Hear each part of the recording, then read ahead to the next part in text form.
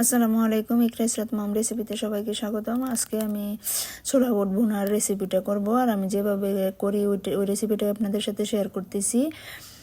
আর আপনারা যারা আমার চ্যানেলটা সাবস্ক্রাইব করেছেন সবাইকে অসংখ্য অসংখ্য ধন্যবাদ। যারা সাবস্ক্রাইব করেনি প্লিজ সাবস্ক্রাইব করে দিবেন, লাইক করবেন, শেয়ার করবেন। এখন আমি রেসিপিটা শুরু করব। শুরু করার জন্য এখন চুলাতে একটা প্যান বসিয়ে দিয়েছি, আর প্যানের মধ্যে আমি কিন্তু তেল দিয়ে দিয়েছি। তেলটা একটু নেড়ে নিতেছি। গরম হয়ে আসলে আমি এখানে একে একে উপকরণ মিশাবো। এই যে দেখেন, এখানে আমি একটা তেজপাতা মাঝখান থেকে ছিঁড়ে নিয়েছি, আর দিয়ে দিতেছি আস্ত জিরা আর আস্ত মিষ্টি জিরা। আমরা অনেকে এটাকে গুয়ামরিও বলে থাকি, যে যেভাবে চিনেন। তো এখন এগুলো ভাজা হয়ে গেছে। এখন আমি পেঁয়াজ কুচি ছেড়ে দিয়েছি, আর পেঁয়াজ কুচিটা একটু ব্রাউন করে ভেজে নেব। ব্রাউন করে ভেজে তারপর এখানে উপকরণ মেশাবো। এখন একটু নেড়ে চেড়ে নিতেছি, আর নেড়ে চেড়ে নিলে তাহলে মিষ্টি জিরাটা পড়বে না। এই যে দেখেন, আমার কিন্তু পেঁয়াজটা ভাজা হয়ে গেছে। এখন আমি একটা টমেটো কুচি করে ছেড়ে দিয়েছি, আর টমেটোটা একটু গলে আসলে তাহলে আমি এখানে উপকরণ মিশাবো। এই যে দেখেন, এখন 1 চামচ আদা বাটা আর 1 চামচ রসুন বাটাও দিয়ে দিতেছি। আর আদা রসুনটাও আমি টমেটোর সাথে ভেজে নেব। আর যতক্ষণ পর্যন্ত টমেটোটা না গলবে ততক্ষণ পর্যন্ত আমি ভেজে নেব। আর এটার সাথে আমি আলুও দিয়ে দেব। যে দেখেন, আমি কিন্তু টমেটোটার সাথে আদা রসুনটা ভেজে নিতেছি। এভাবে ভেজে নিলে তাহলে আদা রসুনের কাঁচা গন্ধটা থাকবে না। এখন দিয়ে দিতেছি আমি একটা আলু কুচি, আর আমি এখানে মিডিয়াম সাইজের একটা আলু কুচিয়ে নিয়েছি ছোট ছোট করে। আর ছোলা বুটে দিলে কিন্তু এরকমভাবেই দিতে হয়।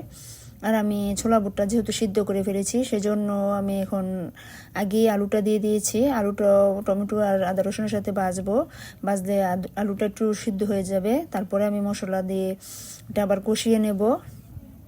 আর আলুটা এরকমভাবে দিয়ে একটু ভাজলে তাহলে কিন্তু ছোলা বুটটা খেতে ভালো লাগে।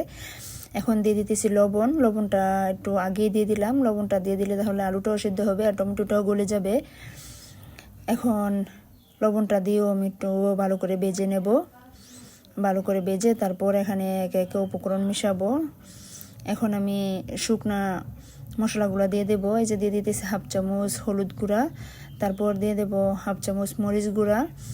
আর ছোলা বুটটা কিন্তু বেশি ঝাল হলে ভালো লাগে না, সেজন্য এখানে মরিচের গুঁড়াটা কমিয়ে দিতে হবে। এখন দিয়ে দিলাম 1/2 চামচ ধনিয়া গুঁড়া, আর দিয়ে দিতেছি 1/2 চামচ জিরে গুঁড়াটা আমি একটু কমিয়ে দিয়েছি, কারণ আমি আস্ত জিরা এখানে ব্যবহার করেছি, সেজন্য জিরে গুঁড়াটা কমিয়ে দিলাম। আর আপনারা এইভাবে এই রেসিপিটা করে খেয়ে দেখবেন, অনেক ভালো লাগে। যদি মিষ্টি জিরাটা আস্ত দেওয়া হয় তাহলে কিন্তু এই ছোলা বুটটার স্বাদটাই অন্যরকম হয়ে যায়। আপনারা এভাবে ছোলা বুটটা রান্না করে খেয়ে আমাকে জানাবেন কমেন্টের মাধ্যমে আপনাদের ছোলা বুটটা কীরকম হয়েছে। এই যে দেখেন, এখন আমি একটু পানি দিয়ে দিলাম। মশলাটা দিয়ে কিন্তু আমি একটু হালকা ভেজে নিয়েছি। এখন একটু পানি দিয়ে দিলাম আলুটা সিদ্ধর জন্য। আর পানিটা যখন হালকা শুকিয়ে আসবে তখন আমি এখানে বুটটা ব্যবহার করব। আর বুটটা যেহেতু আগে সিদ্ধ, সেহেতু বুটটা কিন্তু বেশিক্ষণ লাগবে না। এই যে দেখেন, আমি এখন বুটটা দিয়ে দিতেছি।